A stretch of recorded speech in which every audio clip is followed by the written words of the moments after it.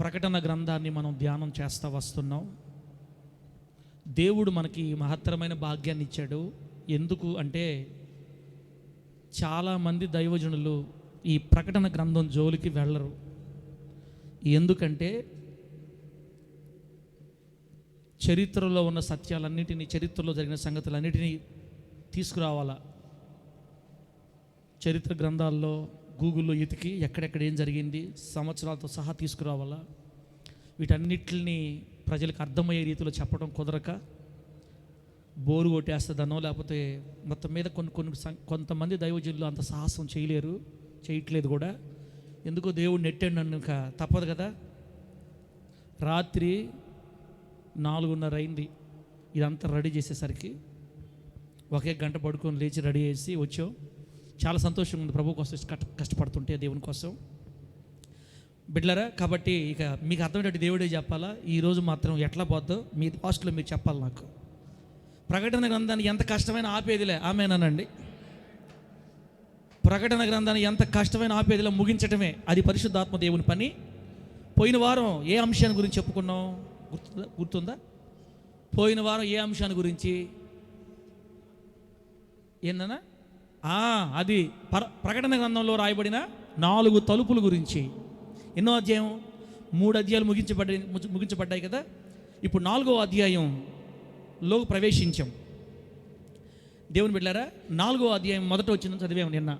1వ వచ్చిన 2వ వచ్చిన చదివి తలుపు తెరవబడింది కదా, పరలోకంలో తలుపు తెరవబడింది, ఇక్కడికి ఎక్కి రమ్ము అని దేవుడు పిలిచాడంటే సంఘం ఎత్తబడడానికి సాదృశ్యం అని చెప్పి తలుపు గురించి, పరలోకం గురించి మాట్లాడుకున్నాం.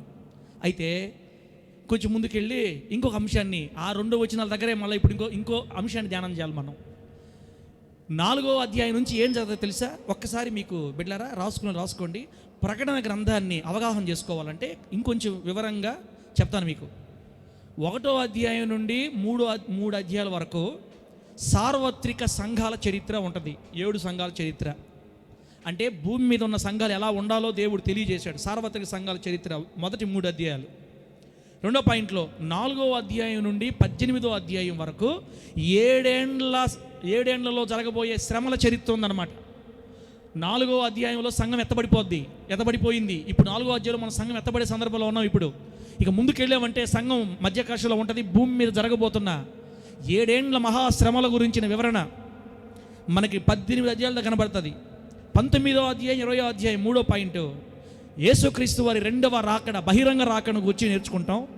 21, 22 అధ్యాయాలు 1000 ఏండ్ల పరిపాలన తర్వాత జరగబోయే నిత్యత్వాన్ని గురించి దేవుడు రాయించాడు. బాగా గుర్తుపెట్టుకోండి. ప్రకటన గ్రంథాన్ని అవగాహన చేసుకోవాలంటే మొదటి 3 అధ్యాయాలు సార్వత్రిక సంఘాల చరిత్ర, 4వ అధ్యాయం నుండి 18 అధ్యాయాల వరకు 7 ఏండ్ల శ్రమల చరిత్ర, 19, 20 అధ్యాయాలు 2వ రాకడ, బహిరంగ రాకడ చరిత్ర, 21, 22 అధ్యాయాలు 1000 ఏండ్ల పరిపాలన తర్వాత ఉండబోయే నిత్యత్వాన్ని గురించిన చరిత్ర. ఇది ఎట్లా గుర్తుపెట్టుకుంటే మనం ప్రకటన గ్రంథాన్ని ఈజీగా అర్థం చేసుకోవచ్చు. ఇప్పుడు ఒకసారి మన ధ్యానాంశం కొరకు ఒకసారి మరలా ప్రకటన గ్రంథం 4వ అధ్యాయం 1వ వచనాన్ని 2వ వచనాన్ని చదువుదాం. నేను 1వ వచనం చదువుతాను, 2వ వచనం చదివి సహకరించండి. ఈ సంగతులు జరిగిన తరువాత నేను చూడగా, అదిగో పరలోకమందు ఒక తలుపు తెరవబడి ఉండెను. చదువుమా. నేను మొదట వినిన స్వరం బూరధ్వని వలె నాతో మాట్లాడగా వింటిని. ఆ మాట్లాడిన వాడు, ఇక్కడికి ఎక్కిరమ్ము, ఇక మీదట జరగవలసిన వాటిని నీకు కనుపరిచెదను అనేను. దేవునికి స్తోత్రం కలుగునుగాక. చాలుమా బిడ్డలారా. ఇక్కడ పోయిన వారం కూడా మనం ఇదే వాక్యం చదివాం. పద్మాసు ద్వీపంలో గుహలో ఉన్నటువంటి 97 సంవత్సరాల ముసలివాడైన యోహాను గారికి ఒక దర్శనం. పరలోకంలో ఒక తలుపు తెరవబడింది.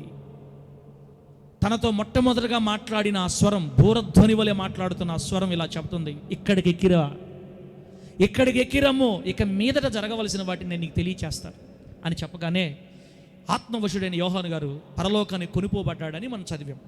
బిడ్డలారా, ఈ 4వ అధ్యాయం మొదటి 2 వచనాల్లో సంఘము ఎత్తబట్టడానికి సాదృశ్యం. సంఘం ఎత్తబడటానికి సాదృశ్యం.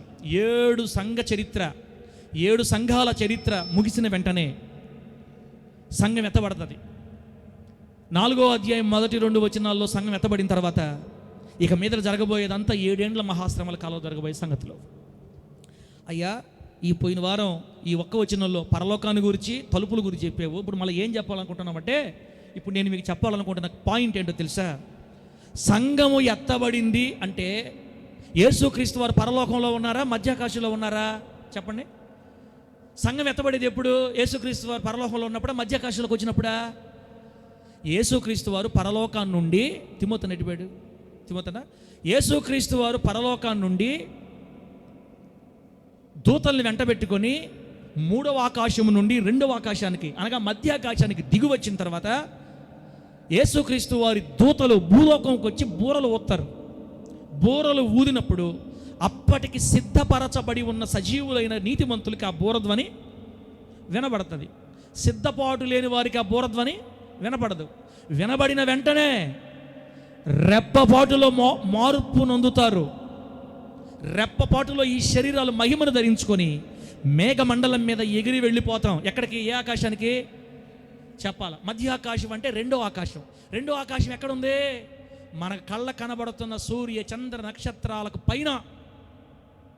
అక్కడ ఉన్నటువంటి యేసుక్రీస్తు వారి దగ్గరికి, పెండ్లి కుమారుని దగ్గరికి పరిశుద్ధాత్మ దేవుడు మనల్ని కొనిపోతాడు దేవదూతలతో పాటుగా. ఇప్పుడు నా పాయింట్ ఏంటంటే, ఈరోజు మనం నేర్చుకోవాల్సిన సబ్జెక్ట్ ఏంటంటే, సంఘము ఎత్తబడతాది యేసుక్రీస్తు వారు మధ్యాకాశానికి దిగి వచ్చినప్పుడు. బిడ్డలారా, అంటే యేసుక్రీస్తు వారు త్వరలో రాబోతున్నాడు.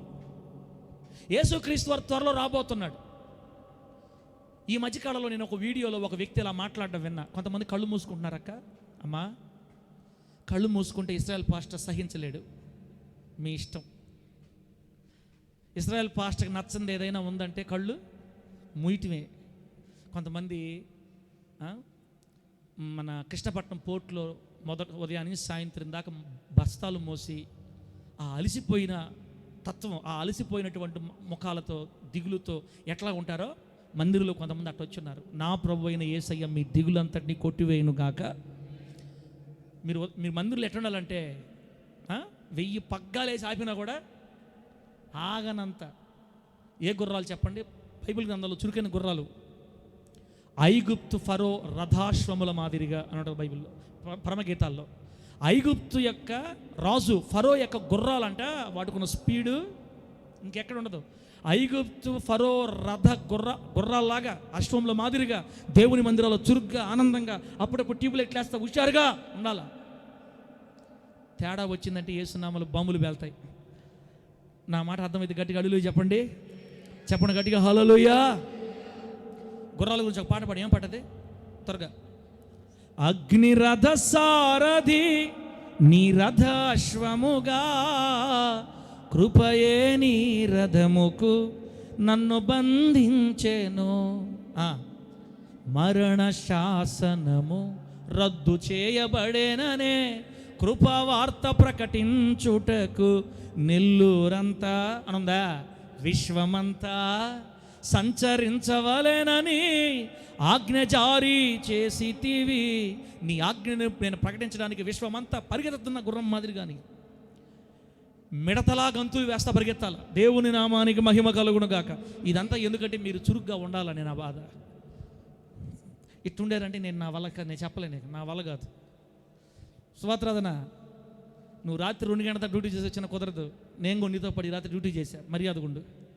ప్రభు మనకు ఆరోగ్యాన్ని, చురుకుదనాన్ని ప్రసాదించునుగాక.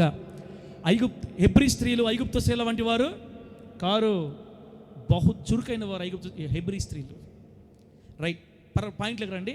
యేసుక్రీస్తు వారు త్వరలో రాబోతున్నారని బైబిల్లో రాయబడిన మాటకి ఈ మధ్యకాలంలో యూట్యూబ్లో ఒక మతోన్మాద సంస్థకు చెందిన ఒక వ్యక్తి అంటాడు, ఒరే తెలివిలేని గొర్రెలారా, తాత ముత్తాతల తరం నుండి యేసు వస్తాడు వస్తాడు వస్తాడు వస్తాడు, వరే వరే వరే వరే వరే 2000 సంవత్సరాలు అయిపోయిందిరా, రాడు వాడు రాడు, వచ్చేటట్టుగా లేడు, శవం కదరా, శవం ఎందుకు వస్తాడని రకరకాలుగా పాపం ఏమండి మనోనేత్రాలు మూయబడి అపవాది చేత నడిపించబడుతున్న ఆ వ్యక్తి అలా మాట్లాడుతున్నాడు. నేను ఒక ప్రశ్న ఏంటంటే, యేసుక్రీస్తు వారు రాడిగా అదంతా అబద్ధం బూటకం అని అతను అనుకుంటున్నట్టుగా ఇక్కడ ఉన్న వాళ్ళు ఎవరైనా అనుకుంటున్నారులే కొంతమంది. ఈ పాస్టర్లు అంతా దేవుడు వస్తున్నాడు రెండోసారి వస్తున్నాడు. ఏంది వచ్చేది రెండోసారి? మా ముత్తాతలు కూడా చెప్పారు యేసయ్య వస్తాడని, మా తాతలు చెప్పారు, మా నాన్నోళ్ళు చెప్పారు, ఇప్పుడు మేము చెప్తున్నాం, రేపు మా పిల్లలు చెప్తారు. ఎప్పుడు వచ్చేదే? యేసుక్రీస్తు వారు రావటం, రేపు రెండో రాకడంతా అబద్ధం. కాబట్టి అవన్నీ వేస్ట్ మాటలు. యేసుక్రీస్తు వారు తిరిగి రావటం అనేది ఇంకదంతా కళ్ళబొల్లి మాటలు, వట్టి బూటకం, అబద్ధాలు ఇదంతా అని కొంతమంది మాట్లాడుకుంటున్నారు బిడ్డలారా. అయితే మీకు దేవుని మందిరంలో ఉంటున్న మీకు లేదా లైవ్లో వింటున్న బిడ్డలకి అది అబద్ధం కాదు, అది వాస్తవమే అని నిరూపించే 2 లేఖనాలు చూపిస్తాను. ఒకవేళ ఎవరైనా ఇంకా, అందుకే ఈరోజు నా పాయింట్ ఏంటంటే, మనం ఏ సబ్జెక్ట్ మాట్లాడుకుంటున్నామంటే యేసుక్రీస్తు వారు ఖచ్చితంగా వస్తారని మిమ్మల్ని నమ్మించి పంపిస్తా ఇక్కడి నుంచి చేస్తున్నాము. ఆమేన్ చెప్పండి గట్టిగా హల్లెలూయా. అదంతా అబద్ధం, ట్రాష్, మోసం అని అందరు కొంతమంది అనుకుంటుంటే ఆ మాటలు విని నువ్వు కూడా ఏమో ఇంతమంది చెప్తున్నారు నిజమేనేమో, ఆయన రాడేమోలే అట్ట, ఈ పాస్టర్లు అట్ట భయపెట్టి ఆయన చెప్తున్నాడు. ఆ వ్యక్తి పాస్టర్లు దశంభాగాలు దండుకోవడానికి, సంపాదించుకోవడానికి, ఆస్తులు సంపాదించుకోవడానికి యేసయ్య తొందరలో రాబోతున్నాడు అబద్ధాలు చెప్పి మేము బతుకుతున్నామంట. ఇది ఏమి రైట్ అయిపోయావు నువ్వా మహారాజా?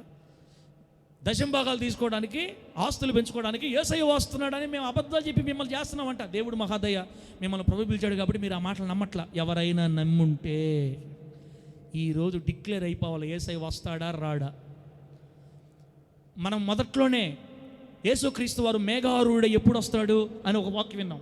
సమయం గతించిపోయింది, సమయం సమీపించింది, ఎలా సమీపించింది తెలుసుకున్నాం. కానీ ఈరోజు ఇంకొక కోణంలో యేసుక్రీస్తు వారు త్వరలో రాబోతున్నాడని మీరు ఎవడు చెప్పినా కూడా ఘంటాపదంగా, రే నువ్వు అబద్ధం మాట్లాడుతున్నావు, నిశ్చయంగా నా దేవుడు త్వరలో రాబోతున్నాడని మీరు వారితో వాదించే అంత గొప్ప నిర్ధారణ ఈరోజు దేవుడు మనకు అనుగ్రహించబోతున్నాడు. దేవునికి స్తోత్రం కలుగును గాక. చెప్పండి గట్టిగా హల్లెలూయా. సరే చెప్పండి, యేసయ్య వస్తాడా? అంతా వట్టి పూటకమా? కృపాసాగర్ చెప్తాడు ఇప్పుడు వస్తాడా? కృపాసాగర్ అంటే చెప్తాడంటే నువ్వు చెప్పావు కాబట్టి ఇంక వస్తాడేమోలే అన్నట్టు మనసులో. కాదు, తాత ముత్తాతల తరం నుంచి వింటున్నా ఇంకా ఎందుకు యేసు రాలేదంటే ఎందుకు కారణాలు అన్నీ ఉన్నాయి. ఒకసారి యోహాను సువార్త బిడ్డలారా 14వ అధ్యాయం 2వ వచనాన్ని 3వ వచనం త్వరగా రాసుకుని నోట్ చేసుకోండి. యోహాను సువార్త 14వ అధ్యాయం 2-3 వాక్యాలు ఏమో తెలుసా? నా తండ్రి ఇంట అనేక నివాసాలు కలవు, లేని ఎడల మీతో చెప్పుదును, మీకు స్థలము సిద్ధపరచ వెళుచున్నాను. నేను వెళ్ళి మీకు స్థలము సిద్ధపరచిన ఎడల నేనుండు స్థలములో మీరును ఉండులాగున మరలా వచ్చి నా యొద్ద ఉండుటకు మిమ్మును తీసుకొని పోవదును. దేవునికి స్తోత్రం కలుగునుగాక. యేసుక్రీస్తు వారు అబద్ధం చెప్తారా? వివేక్ అన్నా నువ్వు కానీ అన్న నా పేరు చెప్పకుండా ఎందుకంటే తలకాయ తిట్టా నువ్వు. యేసుక్రీస్తు అబద్ధం చెప్తారా? నా తండ్రి ఇంట్లో అనేక నివాసాలు ఉన్నాయి. అమ్మా పరలోక రాజ్యంలో ఇల్లు ఉన్నాయా లేవా? ఈ మాట ప్రకారం యేసయ్య తండ్రి ఇల్లు అంటే పరలోక రాజ్యం. పరలోక రాజ్యంలో అనేక నివాసాలు ఉన్నాయంట. ఆటోమేటిక్గా గొప్ప సిటీ, ఆల్రెడీ పెద్ద సిటీ అక్కడ నిర్మాణం అయిపోయింది, చాలా ఇళ్ళు ఉన్నాయంట. కానీ ఆ ఇల్లు మీకు కాదులే, ఆ ఇల్లు నా తండ్రి ఇంటి వారికి వాళ్ళకి. కానీ నేను వెళ్ళి అక్కడే మీకు కొంత స్థలం సిద్ధపరుస్తా.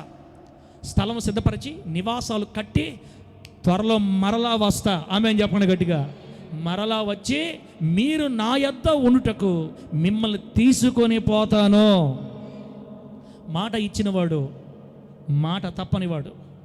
ఆయన నివాసాలు ఆల్రెడీ కడతా ఉన్నాడో కట్టేసాడో మనకు తెలియదు. ఆల్రెడీ నిర్మాణం పూర్తి దశకి చేరుకుంది. ఇక రేపో మాపో వచ్చి సిద్ధపడి ఉన్న వారిని తనతో పాటు ఉండటానికి తన రాజ్యానికి తీసుకుపోనున్నాడు. చెప్పండి గట్టిగా హల్లెలూయా. ఇంకా మీరు నమ్మలేదంటే, ఇప్పటికీ మీకు నమ్మకం కలగలేదంటే మొదటి తెస్సలోనికైలకు రాసిన మొదటి పత్రిక 4వ అధ్యాయం 16వ వచనం 17వ వచనం చదువుతున్నాను చూడండి. ఇంకా మీకు నమ్మకం కలగకపోతే 2-3 సాక్షుల మాట మీద మనం ప్రతిదాన్ని నమ్మాలని దేవుని వాక్యం చెప్తుంది. ఇప్పుడు 3 సాక్షులు చూపిస్తా మీకు. మొదటి తెస్సలోనికైలకు 4వ అధ్యాయం 16-17 వచనాల్లో ఆర్భాటముతోనూ ప్రధాన దూత శబ్దముతోనూ దేవుని బూరతోనూ పరలోకము నుండి ప్రభువు దిగి వచ్చును. దేవుని మహిమ కలుగును గాక. క్రీస్తు నందుండి మృతులైన వారు మొదట లేస్తారు, ఆ మీదట సజీవులమై నిలిచి ఉండు మనం వారితో కూడా ఏకముగా ప్రభువుని ఎదుర్కొనుటకు ఆకాశ మండలమునకు మేఘముల మీద కొనిపోబడదుము. కాగా ఇప్పుడు నోట్ చేసుకోండి. కాగా మనము సదాకాలము ప్రభువుతో కూడా ఉందుము. యేసుక్రీస్తు వారు తన నివాసాలకు మనం తీసుకెళ్ళిన తర్వాత ఎంతకాలం ఉంటామంటే దేవునితో పాటు మనం సదాకాలం. అబ్బా, 70 సంవత్సరాలు యేసయ్య కోసం బతికితే సదాకాలం యేసయ్యతోనే జీవిస్తాం మనం యేసునామములో. 70 సంవత్సరాలు నీ కోసం నువ్వు బతికితే బిడ్డ, కోట్ల సంవత్సరాలు ఆరని అగ్ని గంధకాలతో మండే గుండం ఎదురు చూస్తుంది మనుషుల కొరకు. ఎక్కడ నీ నిత్య నివాసం ఎక్కడ? యేసుక్రీస్తు వారు రాడురా నాయన అంత అబద్ధాలని వాళ్ళు అనుకుంటుంటే మనోనేత్రాలు మూయబడిన వారు ప్రభు మనకు చెప్తున్నాడు, నేను త్వరగా వస్తా. ఇది తిరిగి నా సార్ తిరిగి మాట్లాడకూడదు మీరు బిడ్డ. ఏం చెప్పాను? త్వరలో వస్తా, నివాసాలు సిద్ధపరుస్తున్నా, మీకు వచ్చి తీసుకెళ్ళి నాతో పాటు పెట్టుకుంటాను ప్రభు చెప్పాడు. సదాకాలం యేసయ్యతో పాటు మనం ఒక నివాసం చేస్తామని మరొక సాక్ష్యం మనం చూసాం. మూడో మాట, ఇప్పటికే మీకు నమ్మకం వచ్చేసింది అనుకుంటా. ఇంకా నమ్మకపోతే లాస్ట్, ఇంకా మీకు నమ్మకపోండి, నేను చూపించను. ప్రకటన గ్రంథం 7వ అధ్యాయం 9వ వచనాన్ని 10వ వచనాన్ని చూస్తే, ప్రకటన గ్రంథం 7వ అధ్యాయం 9వ వచనం 10వ వచనం, అటు తర్వాత నేను చూడగా ఇదిగో ప్రతి జనములో నుండి, ప్రతి వంశములో నుండి, ప్రజలలో నుండి, ఆయా భాషలు మాట్లాడేవారిలో నుండి వచ్చి ఎవడునూ లెక్కింపజాలని ఒక గొప్ప సమూహం కనబడిను. వారు తెల్లని వస్త్రములు ధరించుకున్న వారై ఖర్జూరపు మట్టలు చేతబట్టుకొని సింహాసనం ఎదుటను గొర్రెపిల్ల ఎదుటను నిలువబడి, సింహాసనాసీనుడైన మా దేవునికిని గొర్రెపిల్లకును మా రక్షణ కొరకు స్తోత్రమని మహాశబ్దముతో ఎలుగెత్తి చెప్పిరి. దేవునికి స్తోత్రం కలుగునుగాక. పరలోక రాజ్యంలో యోహాను గారు చూస్తున్నారు, లెక్కింపజాలనంత విస్తారమైన సమూహం ప్రజలు, అనేక జనాల్లో నుండి, వంశాల్లో నుండి, దేశాల్లో నుండి, గోత్రాల్లో నుండి, అనేక వివిధ రకాల వర్ణాలు కలిగిన మనుషులు గొప్ప సమూహం లాగా పరలోకం చేరొచ్చి తెల్లని బట్టలతో ఖర్జూర మట్టలు చేతపట్టుకొని, దేవా మమ్మల్ని రక్షించినందుకు నీకు స్తోత్రమని ఆయన స్తుతిస్తున్నట్లుగా చూస్తున్నాడు పరలోక రాజ్యంలో యోహాను గారు. అంటే దీని అర్థమైంది, భూమి మీదున్న, భూమండలం మీదున్న సకల నలుదిక్కుల నుండి అనేక జాతుల ప్రజలు రేపు పరలోకానికి వస్తారు. యేసుప్రభు వస్తాడా రాడా అని మీరు అన్నారంటే అసలు పరలోకం కూడా ఉందో లేదని మీరు నమ్మరు. ఆ మహానుభావుడు ఏమన్నాడు తెలుసా ఆ వీడియోలో? పరలోకం, స్వర్గం, నరకం ఒట్ట ట్రాష్, మిమ్మల్ని మోసం చేయడానికి ఎన్ని వట్టి బోటకం, నరకము, మంటలు ఎన్ని ఏమి ఉండవు. ఏదో చేసిన దానికి చిన్న పనిష్మెంట్ ఇచ్చి మనల్ని స్వర్గాన్ని తీసుకెళ్ళిపోతారంతే మనోళ్ళు అంటున్నాడు. పాపం తెలియలే అతనికి. ఆ వీడియోలు చూసి మీరు కూడా అంతే కదైతే పాస్టర్లతో భయాలు పెట్టి మన ద్వారా వాళ్ళు బతకడానికి నరకం నరకం నరకం అని అన్నావా, ఆ తర్వాత నీ ఇష్టం. మన ప్రభు అయిన యేసయ్య ఫుల్ క్లారిటీగా భూమి మీద ఉన్న ప్రతి జనములో నుండి, ప్రజల్లో నుండి, ఆయా భాషలు మాట్లాడేవారిలో నుండి లెక్కింపజాలనంత విస్తార సైన్యం దేవుని ద్వారా పరలోకానికి వెళ్తారు. మనల్ని తీసుకెళ్ళడానికి యేసుక్రీస్తు వారి మధ్యాకాశానికి వస్తారు. సదాకాలం మనం ప్రభుతో నివాసం చేస్తాం. అది మన నిరీక్షణ. అందుకే ఈ భూలోకంలో మనకి ఎన్ని కష్టాలు వచ్చినా పరలోక నివాసం కొరకు నిలబడాలా. ఆమేనండి. నాకే ఎందుకు వచ్చే కష్టాలు అనకూడదు. ఎంత కష్టం వచ్చినా యేసు కొరకు నిలబడాల దమ్ముతో. ఎంత కష్టమైన 70 సంవత్సరాలే. ఆ తర్వాత రమ్మన్నా కూడా రావు, అతను ఉండనన్నా కూడా లోకం ఉండనీదు, ప్రభు తీసుకెళ్ళిపోతాడు. కాబట్టి శ్రమలు, కష్టాలు మనకు వస్తున్నప్పుడు తట్టుకొని నిలబడతాం. ఎందుకంటే నీ జన్మలో నువ్వు చూడలేనంత మహోత్తరమైన ఆనందాన్ని ప్రభు నీ కోసం దాచిపెట్టి ఉన్నాడు. ఆమేనండి. పౌలు గారు ఒక మాట చెప్పారు, మనం పొందబోయే మహిమ ఎదుట ఇప్పటి కాలపు శ్రమలు ఎన్న తగినవి కాదు. ఆయన మనకిచ్చే ఆ మహిమ ఎదుట ఆ కిరీటాలు మనం నెత్తి మీద పెట్టి కోట్ల మంది పరిశుద్ధుల మధ్యలో నీ పేరు చెప్పి నిన్ను పొగిడి నిన్ను కౌలించుకుంటే, ఆ కోట్ల సంవత్సరాలు వజ్ర వైఢూర్యాలతో మిళితమై ముత్యములతో పొదగబడి బంగారు వీధులుగా ఉన్న సువర్ణమయ రాజ్యంలో నువ్వు నడుస్తుంటే నీకు అనిపిస్తుంది, ప్రభువా ఇంకా భక్తి చేసి ఉంటే బాగుండేది, భూలోకంలో ఉన్నప్పుడు ఇంకా రోషంగా ఉంటే బాగుండేది. అయ్యా నేను తెలుసో తెలియక మా దైవజనులు చెప్తున్నాను. ఏడస్తావు రేపు అక్కడ,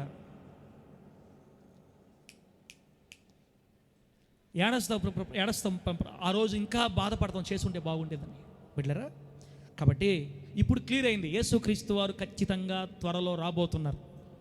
క్లియర్ అయిందంటే కాస్త నమ్మారు. అయితే అది కాదు, అస్సలు సిసలైనటువంటి ఒక యేసుక్రీస్తు వారే మనకు చూపించిన ఒక నిదర్శనం. ఆ నిదర్శనాన్ని మీకు చెప్పి బిడ్డలారా నేను ముందుకు వెళ్ళిపోతా. ప్రభు నామానికి మహిమ కలుగునుగాక. చెప్పండి గట్టిగా హల్లెలూయా.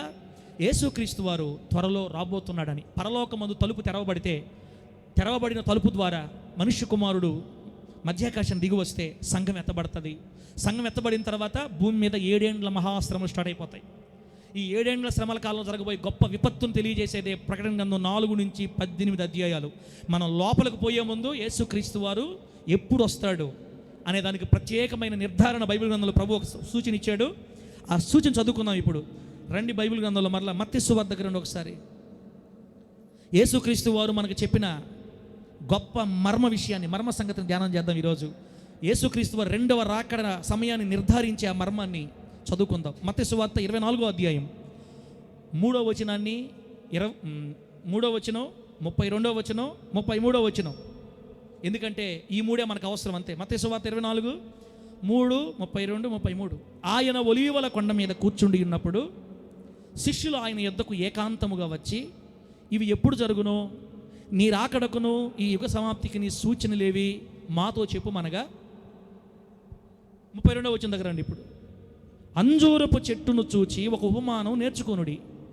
అంజూరపు కొమ్మ లేతదై చిగురించునప్పుడు వసంతకాలం ఇంకా సమీపంగా ఉన్నదని మీకు తెలియను. ఆ ప్రకారమే మీరు ఈ సంగతులన్నీ జరుగుట చూచినప్పుడు ఆయన సమీపముననే ద్వారము దగ్గరనే ఉన్నాడని తెలుసుకొనుడి. నా వైపు చూడండి. తలలు వంచిన వాళ్ళు త్వరగా తలెత్తి నా వైపు చూడండి. బిడ్డలారా, ఇప్పుడు చదివిన మాట మీకేం అర్థం కాల? అర్థమయ్యేటట్టు నేను చెప్తా. యేసుక్రీస్తు వారు ఒకరోజు ఒలీవల కొండ మీద కూర్చో ఉన్నప్పుడు శిష్యులు ఆయన దగ్గరికి ఏకాంతంగా వచ్చి, ప్రభువా, బోధకుడా, నువ్వు మరలా రెండోసారి వస్తానంటున్నావు, ఈ యుగం సమాప్తి అయిపోద్ది అంటున్నావు, నీ రాకడకి ఈ యుగ సమాప్తికి సూచనలు ఎలా ఉంటాయ్యా మాతో చెప్పు అంటే, ఏకాంతంలో ఉన్న తన శిష్యులకి యేసుక్రీస్తు వారు ఈ యుగాంతంలో జరగబోయే సంగతులన్నిటిని ఒక్కొక్కటి వివరించి చెప్పాడు. ఒక వారం మనం ఇవి చెప్పుకున్నాం, మీకు గుర్తుందో లేదో, దేవుని చిత్తమైతే మరలా మనం చెప్పుకుందాం. ముందు వస్తాయి మనకు అవన్నీ కూడా. ఆయన రాకడికి సూచనలు చెప్తా అనేక విషయాలు చెప్తా ఒక ఉపమానాన్ని చెప్పాడు యేసుక్రీస్తు వారు అక్కడ. 32వ వచనం. నేను వచ్చే సమయంలో ఏం జరుగుతుందో తెలుసా? ఒక ఉపమానం చెప్తున్నాను, వినండి. అంజూరపు చెట్టును చూసి ఒక ఉపమానం మీరు నేర్చుకోండి. నేను సమీపానే ద్వారము దగ్గరే ఉన్నానని మీకు తెలియాలంటే ఒక సంగతి జరగాలి. అదేంటంటే, అంజూరపు చెట్టులో ఉన్న కొమ్మ లేతదై చిగురిస్తే వసంతకాలం సమీపంగా ఉందని మీరు ఎలా తెలుసుకుంటారో, అంజూరపు చెట్లలో ఉన్నటువంటి లేత కొమ్మ చిగురించి పండ్లు పోస్తున్నప్పుడు, పూలు పోస్తున్నప్పుడు వసంతకాలం సమీపంగా ఉందని మీకు ఎలా అర్థమవుతుందో, అలాగే ఈ సంగతులన్నీ జరిగినప్పుడు నేను సమీపాన్ని ద్వారం దగ్గరనే రెడీగా ఉన్నానని మీరు గుర్తుపట్టండి అని ఒక చిన్న ఉపమానాన్ని చెప్పాడమ్మా. అంజూరపు చెట్టును గూర్చిన ఉపమానం అనండి. ఏ చెట్టు? త్వరగా చెప్పాలి. ఏ చెట్టు? అంజూరపు చెట్టును గూర్చి ఉపమానం చెప్పాడు. అది ఈరోజు మన పాయింట్. యేసుక్రీస్తు వారు రెండవసారి ఖచ్చితంగా వస్తాడు అన్నదానికి తన నోటి ద్వారా దేవుడు పలికిన మర్మయుక్తమైన నిర్ధారణే ఈ అంజూరపు చెట్టు ఉపమానం. యేసుక్రీస్తు వారు త్వరలో ఖచ్చితంగా రాబోతున్నాడు. అయితే ప్రశ్న ఏంటంటే, సిద్ధపడి ఉన్నామా? ఈరోజు ఈ వాక్యం వింటున్న బిడ్డలమైన మనం, అమ్మలారా, సిద్ధపడి ఉన్నారా? ఒకవేళ ప్రభు ఇప్పుడు బోర వినబడితే, ఆల్రెడీ అంజూరపు చెట్టు కొమ్మ లేతదై చిగురించి ఇప్పటికి 78 సంవత్సరాలు అయిపోయింది. ఆల్రెడీ అంజూరపు చెట్టు కొమ్మ లేతదై చిగురించి ఇప్పటికి 78 సంవత్సరాలు పూర్తయిపోయింది. ఆయన ద్వారము దగ్గరనే సమీపంగా ఉన్నాడని ఆల్రెడీ చెప్పాడు. బోర ఎప్పుడు వినబడద్దో తెలియదు. నువ్వు సిద్ధమా? ఇంకా దేవునికి అవిధేయమైన మార్గాల్లో, ఇంకా దేవునికి వ్యతిరేకమైన మార్గాల్లో, చూడకూడని వాటిని చూస్తూ, మాట్లాడకూడని వాటిని మాట్లాడుతూ, విచ్చలవిడి తత్వానికి శరీరాన్ని, జీవితాన్ని అప్పగించుకొని, ప్రార్థన లేకుండా, భక్తి లేకుండా, క్రమమైన భక్తి జీవితం లేకుండా, యథార్థతలో నడవకుండా, నీకు ఇష్టం వచ్చినట్టు భక్తి చేస్తూ, అదే భక్తి అనుకునే భ్రమలో దేవుణ్ణి బాధపెట్టి, దేవుని చిత్తానికి దూరంగా జరిగిపోయి నీకు ఇష్టం వచ్చినట్టు భక్తి చేస్తున్నవో సహోదరుడా, అమ్మలారా, బోర వినబడితే పొర్రపాటున నీ చెవికి ఆ బోర వినబడదు. అందుకని బోర వినబడే ముందే అంజూరపు కొమ్మ లేతది ఆల్రెడీ చిగురించిపోయిన ఆయన ద్వారము దగ్గరే ఉన్న ఈ సమయంలో మారు మనసు పొంది, మార్పు నొంది యేసు కొరకు త్వరగా సిద్ధపడుదుముగాక. చెప్పండి గట్టిగా హల్లెలూయా. ప్రభు ఏం చెప్పారు? యేసు ఏం చెప్పాడు మనకు బైబిల్లో? ప్రభువా అని నన్ను పిలుచు ప్రతివారు పరలోక రాజ్యంలో చెప్పాలి. ప్రభువా అని పిలిచే వాళ్ళు వస్తారా? రారు కదా. ఎవరు వస్తారు? పరలోకమందున్న తండ్రి చిత్తం చేసేవాళ్ళే. పరలోకమందున్న తండ్రి చిత్తం ఈ భూమి మీద చేసేవాళ్ళు మాత్రమే. అందుకే ప్రభు చెప్పాడు, పరలోకంలో ఉన్న దేవుని చిత్తం భూమి మీద చేయాలంటే మీరు ఇరుకు మార్గంలో ఇరుకు మార్గములో ప్రవేశించి నడవాలి. దేవుని మార్గం సంకుచితంగా ఉంటుంది. మనకిష్టం వచ్చినట్టు మనం నడవలేం, మన ఆశలు కోరికలు నెరవేర్చుకోలేం. అన్నీ కట్టుకోవాలి, నడుం కట్టుకోవాలి, మనసుని నడుం కట్టుకుని నడవాలి. అక్క చెల్లిలా, చాలా రాంగ్ వేలో ఉన్నాం మనం అనుకుంటున్నాం మనం పరలోకం పోతామని. చాలా సరి చేసుకోవాలి. ప్రభు ఈ బల్లారాధన రోజు 2024 సంవత్సరం మార్చి నెల ప్రారంభంలో ప్రభు మరలా మనల్ని తాకుతున్నాడు, మాట్లాడుతున్నాడు, సరి చేసుకోమని. నీవనుకుంటున్న భక్తి కాదు, ఇరుకు మార్గములో వెళ్ళేదే నిజమైన భక్తి. బోర వినబడక ముందే సిద్ధపడిపోవాలి. ఇంకా చేదైన వేర్లు మన జీవితాల్లో కొన్ని ఉన్నాయి. పెకలించి ప్రభువుకు సిద్ధపడకపోతే బహు ప్రమాదం పొంచి ఉంది. యేసు కొరకు సిద్ధపడి ఆయన కొరకు బ్రతికే ధన్యత మన అందరికీ ప్రసాదించునుగాక. చెప్పండి గట్టిగా హల్లెలూయా. యేసుక్రీస్తు వారు తన రాకడకు సూచనలు, గుర్తులు చెప్తూ చక్కగా చెప్పిన ఒక ఉపమానం. ఏ చెట్టు? త్వరగా చెప్పండి. ఏ చెట్టు? అంజూరపు చెట్టును గూర్చిన ఉపమానం. ప్రియులరా, ఈ అంజూరపు చెట్టును గురించి చరిత్రలో చక్కగా రాయబడి ఉంది. అంజూరపు చెట్టు అంటే ఏదో కాదు. అంజూరపు చెట్టు అంటే ఇజ్రాయేలు జాతి చరిత్ర. ఇజ్రాయేలు జాతిని, ఇజ్రాయేలు దేశాన్ని దేవుడు అంజూరపు చెట్టుతో పోల్చాడు. అక్కడ బైబిల్ గ్రంథంలో అంజూరపు చెట్టు ఇజ్రాయేలు జాతికి, వారి దేశానికి సాదృశ్యం. ద్రాక్ష చెట్లు వారి భక్తికి సాదృశ్యం. ఖర్జూరపు చెట్లు భౌతికమైన అభివృద్ధికి సాదృశ్యం వాళ్ళకి. ఈ 3 చెట్లను దేవుడు వాడుకున్నాడు. అంజూరపు చెట్టు ఇజ్రాయేలు దేశానికి, వారి జాతీయతకి సాదృశ్యం. ద్రాక్ష చెట్లు వారి భక్తికి సాదృశ్యం. ఖర్జూరపు చెట్లు వారి భౌతికమైన అభివృద్ధికి సాదృశ్యం. కనుక దేవుడు అంజూరపు చెట్టు అన్న దగ్గర మన ఇజ్రాయేల్ దేశం అని పెడితే ఒకసారి చదువుతాం చూడండి. 32 వచనం. ఇజ్రాయేలు దేశమును చూచి ఒక ఉపమానం నేర్చుకోండి. ఇజ్రాయేలు దేశము లేతదై చిగురించునప్పుడు వసంతకాలం ఇంకా సమీపంగా ఉన్నదని మీకు తెలియను. ఆ ప్రకారమే ఈ సంగతులన్నీ జరుగుట మీరు చూచినప్పుడు, అనగా ఇజ్రాయేలు దేశం లేతదై చిగురించినప్పుడు ఆయన సమీపంలోనే ద్వారం దగ్గరే ఉన్నాడని తెలుసుకోండి అని చెప్పాడు దేవుడు. అయ్యా పాస్టర్ గారు, మీరు ఇజ్రాయేల్ దేశం అని పెట్టుకోమంటున్నారు, మేము ఎట్లా నమ్మాలి దాన్ని? ఎందుకు నమ్మాలి? అంజూరపు చెట్టుకి ఇజ్రాయేల్ దేశానికి ఏంటి పొంతన? ఎందుకు నమ్మాలి మేము అంటే, ప్రియులారా, మనం ప్రపంచ చరిత్రను గమనిస్తే ఈ అంజూరపు చెట్టు ఎన్ని శ్రమల పాలైందో, ఈ అంజూరపు చెట్టు ఎన్ని బహువేదనలు ఎదుర్కొందో గుండె తరుక్కుపోద్ది. ప్రపంచ చరిత్రలో ఇజ్రాయేలు దేశానికి వచ్చినన్ని కష్టాలు, ఇజ్రాయేలు దేశం మీద జరిగినన్ని దండయాత్రలు, ఇజ్రాయేలు దేశం మీద జరిగిన అరాచకం ఇప్పటి వరకు ఏ దేశం మీద కూడా జరగల. ఎందుకు? ఆ జనం అంటే, ఆ దేశం అంటే ప్రపంచంలో ఎవరికి పడదు అసలు. ఇప్పటికి కూడా వారిని మనశ్శాంతి లేకుండా యుద్ధాలు చేస్తూనే ఉన్నారు. పక్కనే ఉన్న హమాస్ ఇప్పటికి కూడా. దీనికి శాశ్వత విముక్తి నేను చెప్పాను కదా, ఒలీవల కొండ మీద రెండోసారి యేసయ్య అడుగుపెట్టి తన నోటి ఊపిరి చేత మొత్తాన్ని కాల్చి పడేస్తే అప్పుడు హర్మెగిద్దోను యుద్ధంలో దీనికి పూర్తి అంతం అనమాట. అప్పుడు దాకా ఎవరు ఆగరో వాళ్ళకి సమస్యలు తప్పవండి. ఒక్కసారి నేను మీకు చరిత్రలోకి వెళ్ళి ఈ ఇశ్రాయేలు జాతి యొక్క ఈ అంజూరపు చెట్టు లేతదై ఎలా చిగురించింది, ఎలా దేవుడు దాన్ని అంత చక్కగా ఎలా చెప్పాడు, మనం చరిత్ర గమనిస్తే ఎంత సత్యం దాగుందా అని మనకు అనిపిస్తుంది. నా ప్రియులరా, కాస్త బోరు కొడుతుంది అనుకోకుండా శ్రద్ధగా వినండి. ఈరోజు మనం ఏం నేర్చుకుంటున్నామంటే, యేసుక్రీస్తు వారు త్వరలో రాబోతున్నాడు.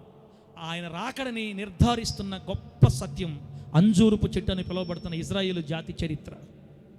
అంజూరపు కొమ్మ లేతదై చిగురించినప్పుడు ఆయన ద్వారం దగ్గరే ఉన్నాడని గుర్తుపట్టమని చెప్పాడు మనకు దేవుడు. ఈ అంజూరపు చెట్టు ఇజ్రాయేల్ జాతికి సాదృశ్యం. బిడ్డలారా, ఒకసారి ప్రపంచ చరిత్రలోకి వెళ్ళి ఇజ్రాయేలు దేశపు ఆవిర్భావాన్ని, వాళ్ళ చరిత్రని, వాళ్ళ మనుగడను పరిశీలిస్తే దేవుడు ఎంత గొప్పగా మన కన్నులు తెరుస్తాడో మనకు అర్థమైపోద్ది. దేవుని నామానికి మహిమ కలుగును గాక. చెప్పండి గట్టిగా హల్లెలూయా. నిజానికైతే ఇంకా ఆపేసి ప్రార్థన చేసుకోవాలా అమ్మా? ఇంకొక 10-15 నిమిషాలు ఎంతవరకు వస్తే అంతవరకు లాగి మనం ప్రార్థన చేసుకుందాం. మీరు కొంచెం లైన్లోకి రావాలంటే చిన్న పలవ పాడదాం. చందన్న ఏమనుకో బాగు చందన్న. ప్రభు నామానికి మహిమ కలుగును గాక.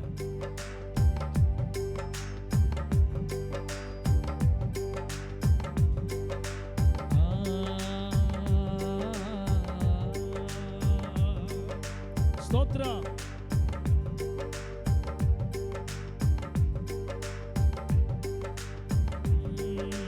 నీ శూరత్వమే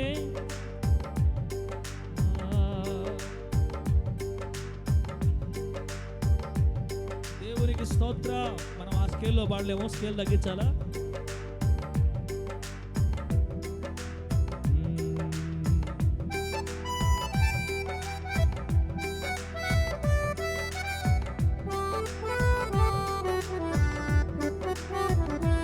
చప్పుడు కొడదాం గట్టిగా.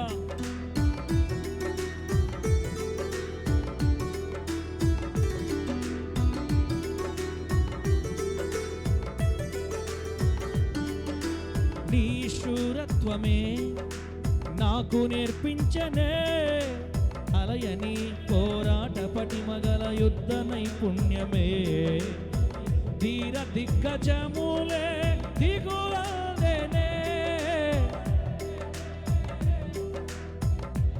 సూపర్గా పాడుతున్నారు, గట్టిగా పాడాల.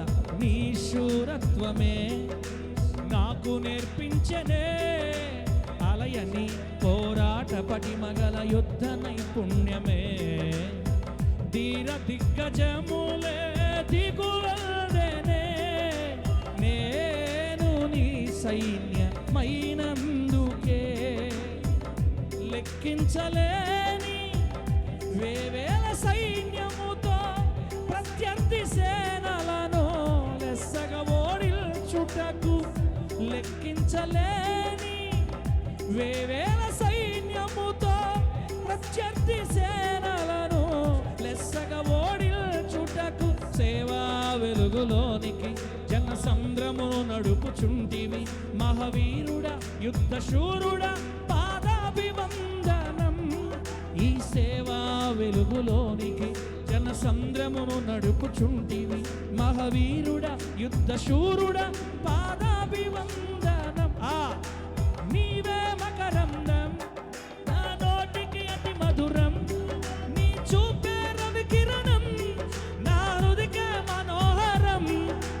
నీవే మకరందం నా నోటికి అతి మధురం, నీ చూపే తేజో మండల స్తుతుల శిఖరాగ్ర సింహాసనాసీనుడా, ఘన సార్వభౌముడా నా యేసయ్యా. తేజో అంజూరపు కొమ్మ లేతదై చిగురించినప్పుడు నేను ద్వారము దగ్గరనే సమీపమని నేను ఉన్నానని తెలుసుకోండి. ఆయన రెండవ రాకడకి ఖచ్చితమైన నిర్ధారణ. ప్రభునామానికి మహిమ కలుగును గాక. తేజో మండల స్తుతుల శిఖరాగ్ర సింహాసనాసీనుడా, ఘన సార్వభౌముడా నా యేసయ్యా. ప్రతి జీవి కోరికను నీకు పిలివిప్పి తృప్తి పరచుచున్నావని, కరతాళ ధ్వనులతో సంగీత నాదముతో సదాకాలము సల్లుతిల్చేదా. ప్రతి జీవి కోరికను నీకు పిలివిప్పి తృప్తి పరచుచున్నావని, కరతాళ ధ్వనులతో సంగీత నాదముతో సదాకాలము సల్లుతిల్చేదా. నీవే మకరందం నా నోటికి అతి మధురం, నీ చూపే రవి కిరణం నా హృదికే మనోహరం. నీవే మకరందం నా నోటికి అతి మధురం, నీ చూపే నా హృదికే మనోహరం. తేజో మండల స్తుతుల శిఖరాగ్ర సింహాసనాసీనుడా, ఘన సార్వభౌముడా నా యేసయ్యా. హల్లెలూయా, హల్లెలూయా. ప్రభు నామానికి మహిమ కలుగును గాక. చెప్పండి అమ్మా, ఈరోజు మనం ఏ చెట్టు గురించి మాట్లాడబోతున్నా చెప్పండి. ఏదో ఒక చెట్లే కానీ అన్నట్టు చూస్తున్నారు, మీరు అనుకుంటున్నారు. ఏంది ఇశ్రాయేల్ పాస్టర్ చెట్ల గురించి చెప్తాడు, పొట్ల గురించి చెప్తాడు. మేము ఏదో బాధల్లో కష్టాల్లో వస్తే మాకేదో మంచి మాటలు చెప్పి కాస్త ధైర్యం చెప్పి మమ్మల్ని కొంచెం పురుగులకు పంపించకుండా అంజూరపు చెట్టు, ద్రాక్ష చెట్టు మాకు అవసరం ఆదివారాల పూట. పోయిన వారం చెప్పా మీకు, చెప్పింది ఎక్కడ కాదు, ముత్తుకూరు సంఘంలో. ముత్తుకూరు సంఘంలో. నెల్లూరు బిడ్డలారా, మీరు ముత్తుకూరు జరుగుతున్న ఆరాధనలు కూడా మీరు లైవ్లో చూడాలా. తర్వాత అయినా ముత్తుకూరు బిడ్డలు నెల్లూరు ఆరాధన చూడాలా. ముత్తుకూరులో చాలా అమూల్యమైన విషయాలు ప్రభువు చెప్తున్నాడు. మనం ఇది ఇంటిమే ఎక్కువ అనుకుంటే తర్వాత మీ ఇష్టం, నేనేం చేయలేని చెప్పడం మా బాధ్యత. గొప్ప గొప్ప దైవజనుల జీవితాల్లో ఉన్న జీవిత సత్యాలు ప్రభు తెలియచేస్తున్నాడు. పోయిన వారం అక్కడ ఏం మాట్లాడుకున్నామంటే, మందిరం అనేది క్లబ్బులాగా, సంతోషాన్ని ఇచ్చే ఎంటర్టైన్మెంట్ హబ్బులాగా ఉండకూడదు మందిరం అంటే. ఈ రోజున చాలామంది దైవజనులు మరి పొరపాటు చేత ఏం చేశారంటే మందిరాన్ని ఎంటర్టైన్మెంట్ హబ్బులాగా మార్చేశారు. టింగడంగడంగడంగ టెంగడంగడంగ టింగడంగడంగడంగ తిప్ప అందరు రెడీగా ఉంది. 1000 కళ్ళతో 1000 కోట ఎగురు దేశం, అమ్మాయిలు ఎగిరే, అబ్బాయిలు ఎగిరే, మొత్తం ఎగిరే. యేసురాజు క్రీస్తునందు చేసి ఎందుము టెండడండ టెండడండ టెండడం. ఈ డ్యాన్స్ ఏడో చూసినట్టుందే. పరాక్రమము గల పల్లాడ్యుడా మీరు ఎంత ఎగిరితే అంత దేవుని స్తోత్రం అని వాళ్ళు ఎగిరి ఏళ్ళని ఎగిరించి సంఘాలు ఎట్టయిపోయినాయి అంటే ఎంటర్టైన్మెంట్ హబ్ అనమాట. సంఘాలు మందిరంలోకి వస్తే కాస్త హుషారుగా వాళ్ళ డ్యాన్స్ వేయించి అలా చేస్తున్న వాళ్ళని మనం కించపరచట్లేదు. ఎందుకంటే ఎవరి సేవకి వాళ్ళు ఉత్తరవాదులు రేపు ప్రభు దగ్గర. కానీ నా ఉద్దేశం ఏంటంటే, మందిరాలు ఎంటర్టైన్మెంట్ హబ్బులు కాదు, సంతోషాన్ని ఇచ్చే ప్లాట్ఫామ్లు కాదు. మందిరం అనేది హాస్పిటల్ లాంటిది. ఆమేనండి. చర్చి ఎట్లాంటిది? హాస్పిటల్లో డాక్టర్లు సూది పట్టుకొని ఎగురు అంటాడా? ఆత్మీయంగా జబ్బుబడి, ఆత్మీయంగా రోగాలతో సచ్చు పరిస్థితుల్లో వస్తారు చర్చికి ప్రజలు. వాళ్ళకి తీయాల యాంటీబయాటిక్ ఇంజక్షన్లు తీసి ఇంజక్షన్ పొడవాలా, పొడిచి ఇప్పుడు ఎగురు అంటావా? అంత ఏడుపులు. హాస్పిటల్ ఏముంటాయనా? ఎక్కువ ఏడుపులు ఉంటాయి ఎక్కువ. దేవుడు మనల్ని గద్దించినప్పుడు, దేవుడు మనతో సరిచేస్తున్నాడు, మనతో మాట్లాడుతున్నాడు, మన వ్యక్తిగత జీవితం మనకు చూపిస్తున్నప్పుడు గుండె పగిలే రోదనలు అండి. ఈరోజు సంఘాల్లో ఏడుపులు ఉన్నాయి. అసలు ఈరోజు సంఘాల్లో కన్నీళ్ళు ఉన్నాయా? ఈరోజు సంఘాల్లో తాము ఒప్పుకుంటున్నారా? పశ్చాత్తాపడుతున్నారా? కనీసం ఒక కన్నీటి బొట్టు సంఘాల్లో పడుతుందా? సాతానుగాడు సంఘాన్ని ట్రాప్ చేసి మార్గం తప్పించేసాడండి. ఇప్పుడు వచ్చేవాళ్ళు మరి అసలు ఏర్పరచబడిన వారు సైతం మోసపోతున్నారు. ఇప్పుడు మా పాస్టర్ దరిద్రుడు ఒక లైట్ కూడా అట్లా ఏమి 2 డ్యాన్సులు వేయించి మనల్ని కూడా తిప్పితే టెండడండ టెండడండ టెండడండ టెండడ ట్రింగ్ ట్రింగ్ ఎగురు ట్రింగ్ ట్రింగ్ ట్రింగ్ ట్రింగ్ ట్రింగ్ ట్రింగ్ మొబైల్ ఎగరండి అని చెప్పకుండా ఏ ఊరికే అంజూరపు చెట్టు, ద్రాక్ష చెట్టు, తలకాయ చెట్టు అని చెప్తున్నాడు ఈ పాస్టరా. వాళ్ళు చూడు ఎంత బాగుంటుంది, అసలు ఎంత బాగుంటుంది అక్కడ. అన్నయ్య, అమ్మా, దేవుని మందిరాలు హాస్పిటల్ లాగానే ఉండాలి. ఇక్కడ ఏడుపులు ఉండాలి, పెడబబ్బులు ఉండాలి, పాప క్షమాపణ ఉండాలి, పశ్చాత్తాపం ఉండాలి, దేవుడు మాట్లాడుతాడు సరిచేయబడతా ఉండాలి, నెమ్మది ఉండాలి, ఆనందంగా ఆత్మ సంబంధమైన ఆనందంతో మనం ఇక్కడి నుంచి వెళ్ళాలి. ఆమె చెప్పండి గట్టిగా హల్లెలూయా. ఎవరు కూడా అలా చేస్తున్న సేవకుల్ని కించపరచదు. బయట వారి సేవకి ఉత్తరం వాళ్ళు చెప్పుకుంటారు. మనమైతే ఇలా ఉండాలని తీర్మానించుకుంటున్నాం. అటువంటి వాళ్ళని చూసినప్పుడు మీరు గుర్తుపట్టి వాళ్ళ గురించి మనం ప్రార్థన చేయాల్సిన అవసరం ఉంది. రైట్, ఇప్పుడు మనం పాయింట్లోకి వద్దాం. అంజూరపు చెట్టును గూర్చి ప్రపంచ చరిత్రలో రాయబడిన నగర సత్యాలు ఒక్కొక్కటిగా త్వరగా చూసుకుంటూ వెళదాం.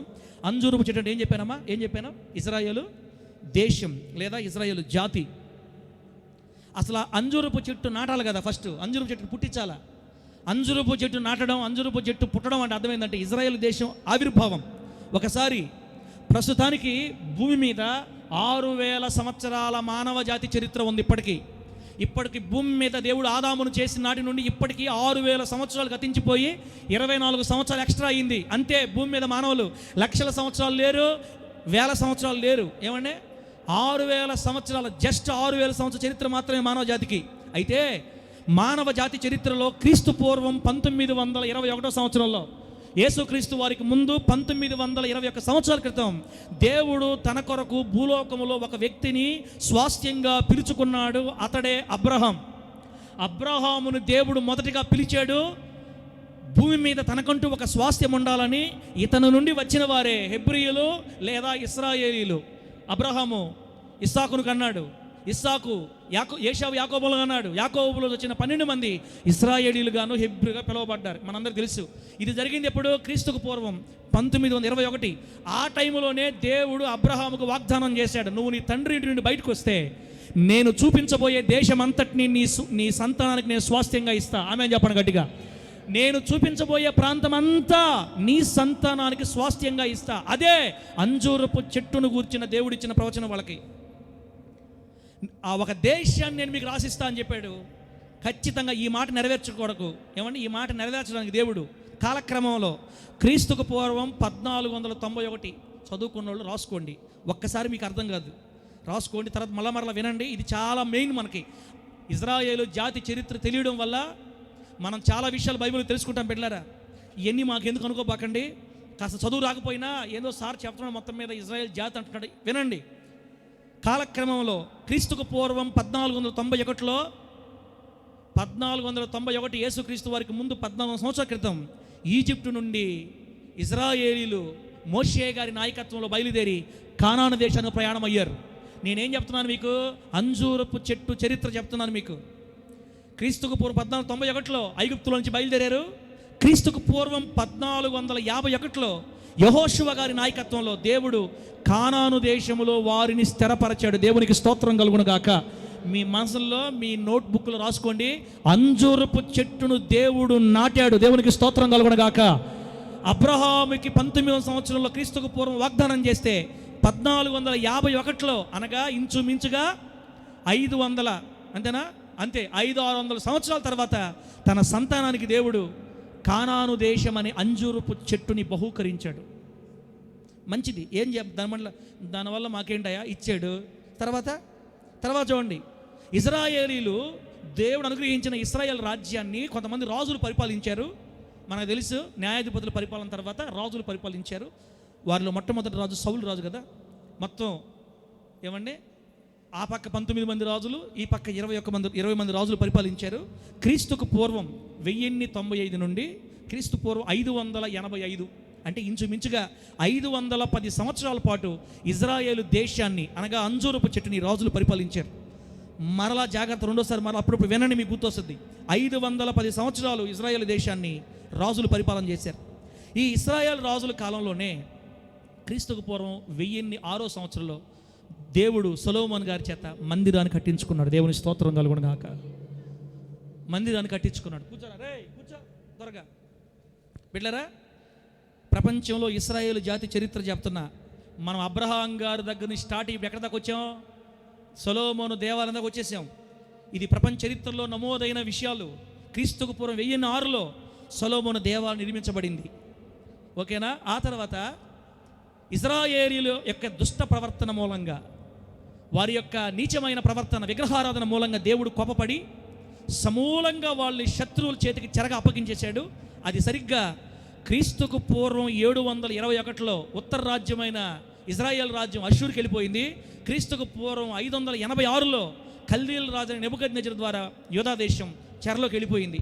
అంటే ఇంచుమించుగా మొదటి దేవాలయం సొలొమోను దేవాలయం కట్టిన 420 సంవత్సరాలు, 420 సంవత్సరాలకి దేశం లేదు, మందిరం లేదు. మందిరాన్ని కాల్చేశారు. నెబుకద్నెజరు మందిరాన్ని కాల్చేశాడు. అనేక మంది ఇజ్రాయేలీల్ని బలిపీఠం మీద చంపాడు. చిన్నపిల్లలను గోడకేసుకొని చంపారు. మొత్తం మీద ఇప్పుడు ఏమంటున్నానంటే, ఇదిగో చూడండి, యేసుక్రీస్తు వారు చెప్పిన అంజూరపు చెట్టు ఎండిపోతుంది. ఇప్పుడు మళ్ళా అంజూరపు చెట్టు ఎండిపోతుంది. క్రీస్తుకు పూర్వం 1151లో కట్టినటువంటి ఈ నాటిన ఈ అంజూరపు చెట్టు క్రీస్తుకు పూర్వం 586లో ఇదిగో ఎండిపోతుంది. యెహోషువ నాయకత్వంలో దేవుడు నాటింది. ఇప్పుడు 1451లో 585కి వచ్చేసరికి అంజూరపు చెట్టు ఎండిపోయింది. ఇప్పుడు మరలా అందరు చెరలోకి వెళ్ళిపోయారండి. అందరు చెరలోకి వెళ్ళిపోయారు. మీరు ఎడ చూస్తున్నారంటే ఏందో చెప్పుకో ఎందుకంటే నేనేం చేయలేనమ్మా. సంవత్సరాలు మీకు జ్ఞాపకం ఉండవు నాకు తెలుసు. చదువుకున్న వాళ్ళకే కాస్త మనసులో ఉంటాయి. కానీ మీరు గుర్తుపెట్టుకోవాలి, యేసుక్రీస్తు వారు త్వరలో రాబోతున్నాడు. అంజూరపు చెట్టు నాటబడింది, ఇప్పుడు దాదాపుగా ఎండిపోయింది. రాబోయే రోజుల్లో పూర్తిగా కొట్టివేయబడదు. భూమి మీద లేకుండా కొట్టివేయబడిన మొద్దులో నుండి మళ్ళీ చిగురు పుట్టుద్ది. ఆ చిగురు పుట్టినప్పుడు యేసుక్రీస్తు త్వరలో రాబోతున్నాడని మనం గుర్తుపెట్టాలా. ప్రభునామాన మహిమ కలుగును గాక. ఎక్కడి దాకా వచ్చాం ఇప్పుడు? 1921 సంవత్సరంలో అబ్రహాంకు వాగ్దానం చేసి 1451లో వాళ్ళకి అంజూరు చెట్టు నాటిచ్చి ఒక దేశాన్ని ఇచ్చి క్రీస్తు పూర్వం 586లో పూర్తి కాదు ఎండిపోయింది. ఇప్పుడు వారందరూ చెరకెళ్ళిపోయారు. వారు చేసిన దుష్ట ప్రవర్తన. ఇక్కడ ఒక పాయింట్ చెప్పాలి మీకు. ఆల్రెడీ ఇజ్రాయేలీలు దేవుని చేత ఎన్నుకోబడ్డవారు, దేవుని సంతానం వాళ్ళు. భూమి మీద వాళ్ళే దేవుని ప్రజలు, వాళ్ళే మొదట, వాళ్ళ తర్వాత ఎవరైనా. తన సంతానం అయినప్పటికీ తప్పు చేస్తే దేవుడు ఊరుకున్నాడా? చెప్పాలి నాకు. తప్పు చేస్తే దేవుడు ఊరుకున్నాడా? కొంతమంది అంటారు, ఏసు రక్తం ఉందలే, కడగబడితే అయిపోద్ది, ఏమైనా చేసుకోవచ్చు, ప్రార్థన చేసి. అంత లేదమ్మో అయ్యా. భూమి మీద 2 తీర్పులు ఉంటాయి, గుర్తుపెట్టుకోండి బిడ్డ, రాసుకోండి. భూమి మీద 2 తీర్పులు. ఒకటి, ఈ భూలోకంలో మన శరీరంతో జరిగించిన పాపానికి ఇక్కడే మనం తీర్పు పొందుతాం ఖచ్చితంగా. అందుకే ప్రభు చెప్పాడు, ఎవని క్రియల ఫలం వాళ్ళు ఖచ్చితంగా భూమి మీదే అనుభవించి తీరుతారు. నువ్వు తెలిసి చేసావో తెలివి చేసావో, శరీరము ద్వారా జరిగించిన అపవిత్రత పాపానికి ప్రతిగా ఆ ఫలాన్ని మనం ఇక్కడే అనుభవిస్తాం. పాపము క్షమించబడింది యేసు రక్తం ద్వారా. పనిష్మెంట్ పోదయ్యా. దావీదు గారు చేసిన వ్యభిచారాన్ని దేవుడు క్షమించాడు, కానీ పనిష్మెంట్ పోలా. గుర్తుపెట్టుకోండి. పాత నిబంధన కాలంలోనే రక్తము ద్వారా, బలుల ద్వారా పాపం పరిహరించబడుతున్న రోజుల్లోనే దావీదు గారి పాపాన్ని దేవుడు క్షమించలేదు. ఈ భూలోకంలో యేసు రక్తం ఉంది కదా అని చెప్పి మన ఇష్ట ప్రకారం తప్పులు చేస్తే, చేసిన తప్పులు మనం ఇక్కడ మోయాల్సిందే. ఇక్కడ నుంచి మోసిన తర్వాతే రెండో తీర్పులోకి వెళ్తాం మరలా. కాబట్టి ఎవరు అంత ఈజీగా తీసుకోవద్దు దేవుణ్ణి. తన సొంత జనాంగాన్నే విగ్రహారాధన చేసినందుకు, తనను కాకుండా ఇతరులను సేవించినందుకు, పానీలే నా బిడ్డలే అని మన పిల్లల్ని మనం వెనకేసుకొచ్చినట్టు దేవుడు వెనకేసుకురాలా. తరిమేశాడు అందరినీ.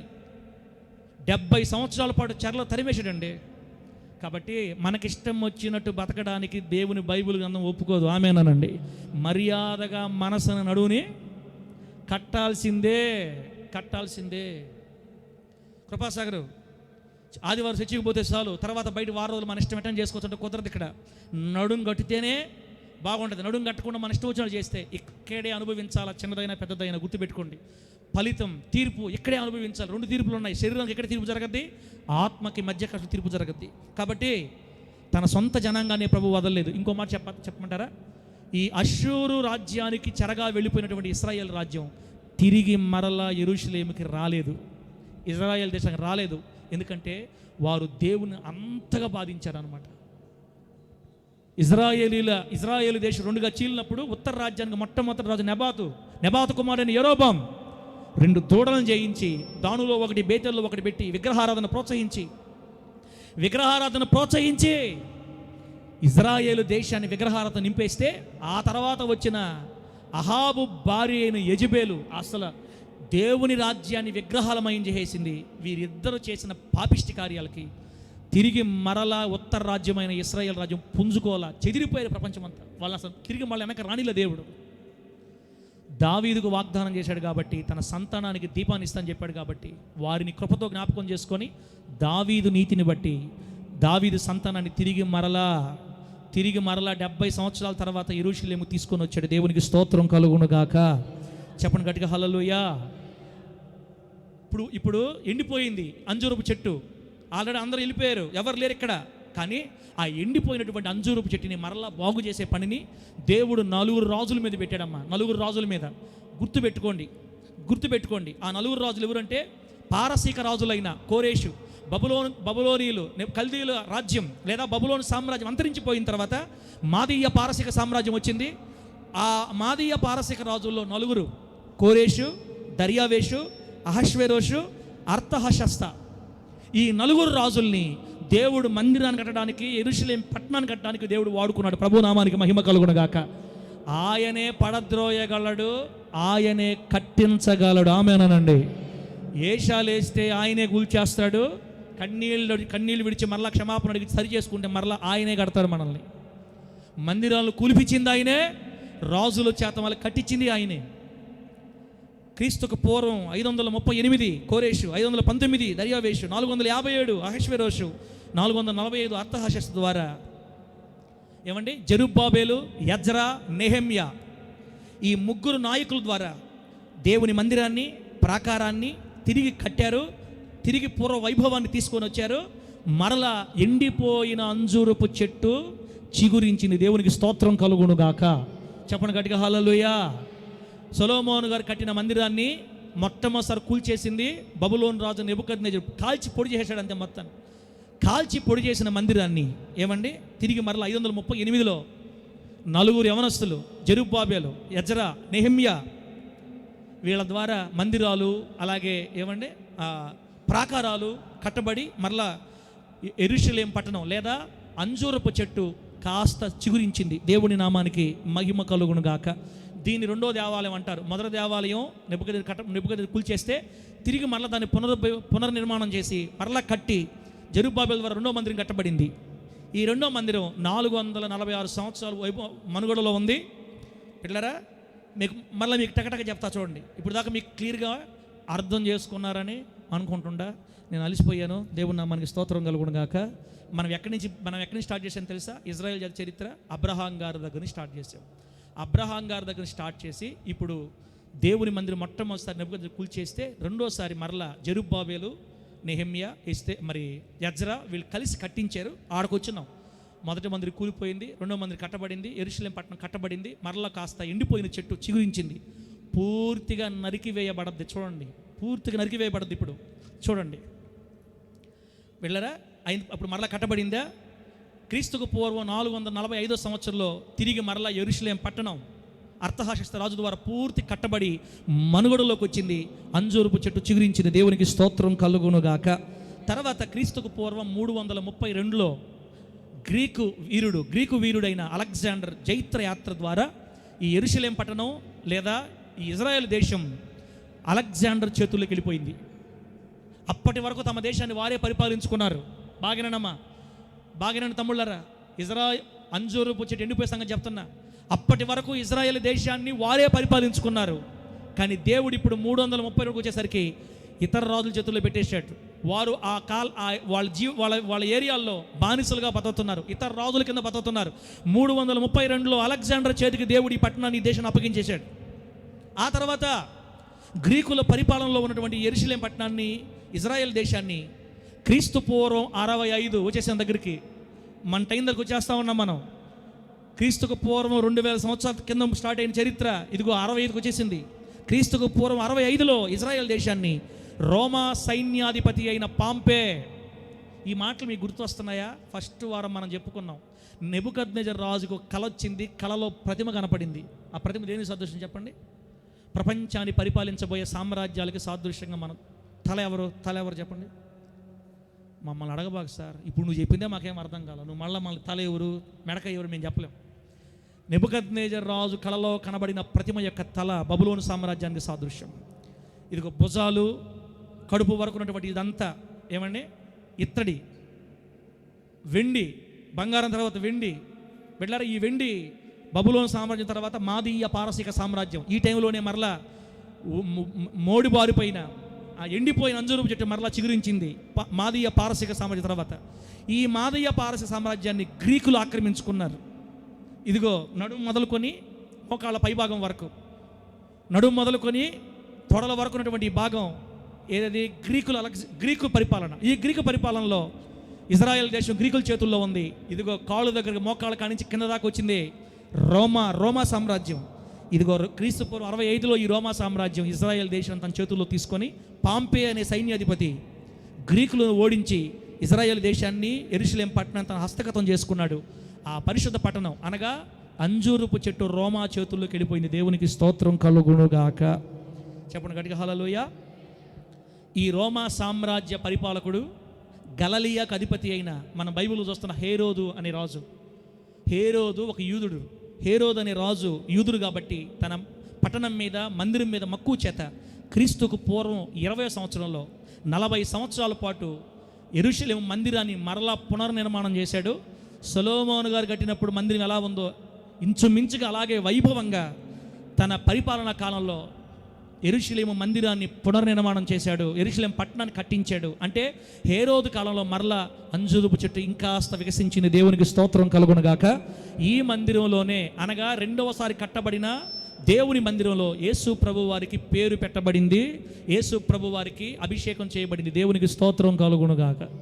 అంటే ఇప్పుడు మనం ఎక్కడి నుంచి ఎక్కడికి వచ్చాములే, కానీ నాయన ఇంక మేము చెప్పేది ఏముంది నాయన, ఏందో నాయన తలకాయ చెప్పి తండ్రి నాయన ఏందో చెప్పాడు, మాకు ఏం అర్థం కాల, ఇంగ్లీష్ సినిమా చూసినట్టుగా ఉంది, క్యారేతు అచ్చే హాయ్, ఇంకేంది. సంవత్సరాలు గుర్తు లేకపోయినా మీకు చరిత్ర అర్థమవుతుంది కదా, సంవత్సరాలు పక్కన పెట్టండి, చరిత్ర అర్థమవుతుంది. అబ్రహాం గారి దగ్గర నుండి యేసుక్రీస్తు వారికి మందిరంలో 8వ రోజు పేరు పెట్టేదాకా వచ్చాం మనం. ఇజ్రాయేలు జాతి చరిత్ర, అంజూరపు చెట్టు యొక్క చరిత్ర. బిడ్డలారా, ఈ హేరోదు కాలంలోనే యేసుక్రీస్తు వారు జన్మించారు. ఆ మందిరంలోనే యేసుక్రీస్తు వారి పేరు పెట్టబడింది. అది ఎప్పుడో తెలుసా? చూడండి, అత్యంత సుందరంగా నిర్మించబడిన సొలొమోను గారి 2వ దేవాలయం హేరోదు చేత బాగా నిర్మించబడినప్పుడు ఈ కాలంలోనే, అనగా క్రీస్తుకు పూర్వం 4వ సంవత్సరంలో మన రక్షకుడైన యేసుక్రీస్తు వారు జన్మించారు. ఆ మందిరంలోనే ఆయనకు నామకరణం చేయబడింది. ఆ తర్వాత క్రీస్తు శకం, ఇప్పుడు క్రీస్తు పూర్వం అయిపోయింది, ఇప్పుడు యేసుక్రీస్తు వారు పుట్టారు. ఈయన చరిత్ర 2గా విభజిస్తాడనమాట. యేసుక్రీస్తు వారు పుట్టడంతో పాటు ఈ ప్రపంచ చరిత్ర 2గా విభాగించబడింది. దేవునికి స్తోత్రం కలుగునుగాక. అది చాలదా మన దేవుడు గొప్ప దేవుడు అని చెప్పడానికి? క్రీస్తు శకం, క్రీస్తు చరిత్ర, యుగ పురుషుడు అయిపోయాడు యేసయ్య. ఆమె అని చెప్పండి గట్టిగా. కాలాన్ని తెలుసుకోవాలంటే క్రీస్తుకు ముందు అని చెప్పాలి, క్రీస్తు తర్వాత అని చెప్పాలి. ఇప్పుడు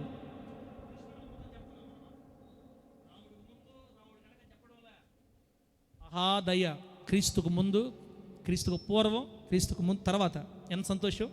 క్రీస్తు శకం 26వ సంవత్సరం నుంచి 30వ సంవత్సరం దాకా యేసుక్రీస్తు వారి 3.5 సంవత్సరాల సేవ, ఆయన సిలువేయబట్టం, మరణ పునరుద్ధానాలు, ఆయన ఆరోహణం, కొత్త సంఘం, యేసుక్రీస్తు వారు స్వరక్తం సంపాదించుకున్న తొలి సంఘం ఆవిర్భావం క్రీస్తు శకం 26 నుంచి 30 లోపల జరిగాయి. ఇవన్నీ కూడా అంజూరపు చెట్టులోని గుణాలే. ప్రభు నామానికి మహిమ కలుగును గాక. చెప్పండి గట్టిగా హల్లెలూయా.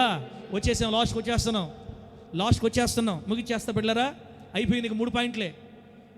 అబ్రహాం గారి దగ్గర స్టార్ట్ అయ్యి యేసుక్రీస్తు చనిపోయారు. ఇప్పుడు ఆ తర్వాత క్రీస్తు శకం 70వ సంవత్సరంలో, యేసు ప్రభు వారి తర్వాత 70వ సంవత్సరంలో ఏం జరిగిందంటే, యేసుక్రీస్తు వారి సిలువ సందర్భంలో పిలాతు ఒక మాట అంటాడు. పిలాతు ఏమంటాడు చెప్పండి? ఈ నిరపరాధి, నిర్దోషి, రక్తాపరాధం నా మీద ఉండకూడదని ఏం చేస్తాడు?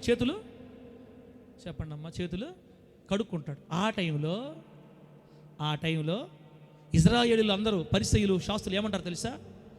వీని రక్తం యొక్క దోషం మా మీద, మా పిల్లల మీద ఉండునుగాక, సిలువేయండి అని యేసుక్రీస్తు వారి కొరకు రక్షకుడిగా వచ్చిన తమ రక్షకుని రక్త అపరాధాన్ని వాళ్ళ మీద మోపుకున్నారు. మా మీద, మా పిల్లల మీద ఉండుగా కన్నారండి.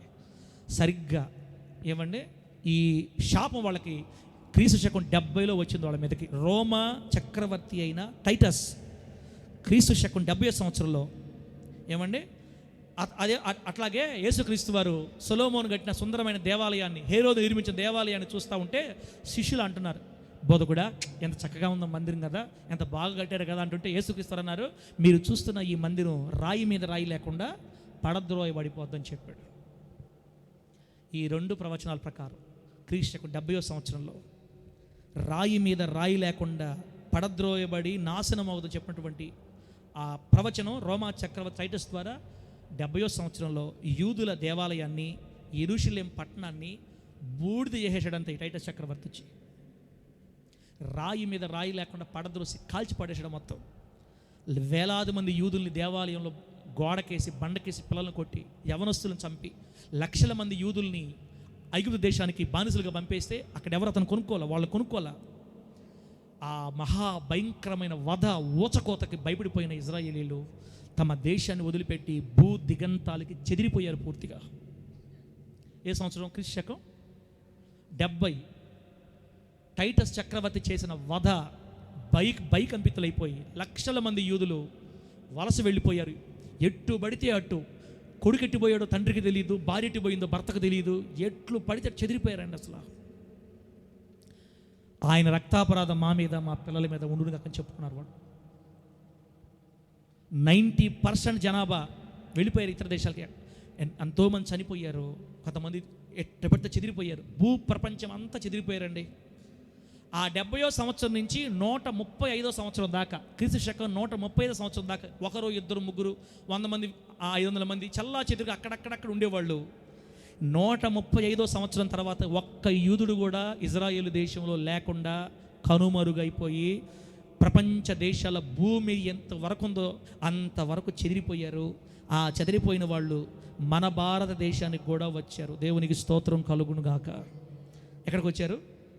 అప్పుడు వచ్చిన వాళ్ళు ఇప్పటికీ మన భారతదేశంలో ఉన్నారు. కేరళ, నాగాల్యాండ్, మణిపూర్, దేవుని మహాదయ మన ఆంధ్రప్రదేశ్లో గుంటూరు జిల్లా చేబ్రోలు మండలం కొత్తరెడ్డిపల్లి గ్రామంలో ఇప్పటికీ 125 కుటుంబాలు మన ఆంధ్ర రాష్ట్రంలోనే ఉన్నారంట. క్రీస్తు శకం 70వ సంవత్సరంలో జరిగిన వధకు భయపడి చల్లా చెదిరైపోయారు. 130 దాకా ఒకరో ఇద్దరు ఉన్నారు. 130 తర్వాత పూర్తిగా ఎవరు లేకుండా అయిపోయారు.